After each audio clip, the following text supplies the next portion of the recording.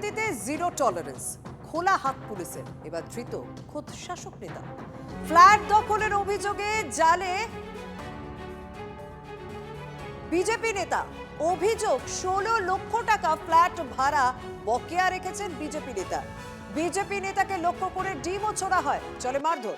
Flat দখলের অভিযোগে আগে গ্রেপ্তার হয়েছিলেন তৃণমূলের জয়প্রকাশ মজুমদার, সেই ছবি আপনাদেরকে দেখিয়েছিলাম। বদলের বাংলায় রাজনীতির রং দেখে না পুলিশ, এরকম প্রমাণ হলো বলছে বিজেপি।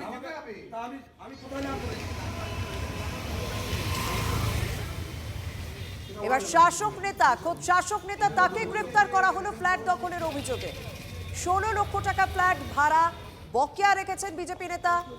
সেই বিজেপি নেতাকে লক্ষ্য করে ডিমও ছোড়া হয়, মারধরও করা হয়। অবশেষে তাকে গ্রেপ্তার করলো পুলিশ। যেমন জয়প্রকাশ মজুমদার, তৃণমূলের জয়প্রকাশ মজুমদার, তাকে গ্রেপ্তার করা হয়েছিল। ঠিক একই রকম অভিযোগের ভিত্তিতে বিজেপি নেতা, তাকেও গ্রেপ্তার করা হলো।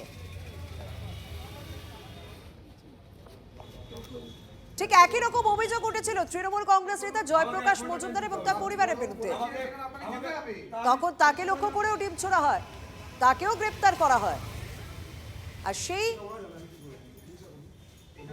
একই রকম অভিযোগের ভিত্তিতে এবার বিজেপি নেতাকে গ্রেপ্তার করা হয়েছে। পুলিশের কাজ করেছে, আইন আইনের পথে চলবে। যেটা হয়েছে প্রশাসন বুঝবে, প্রশাসন দেখবে।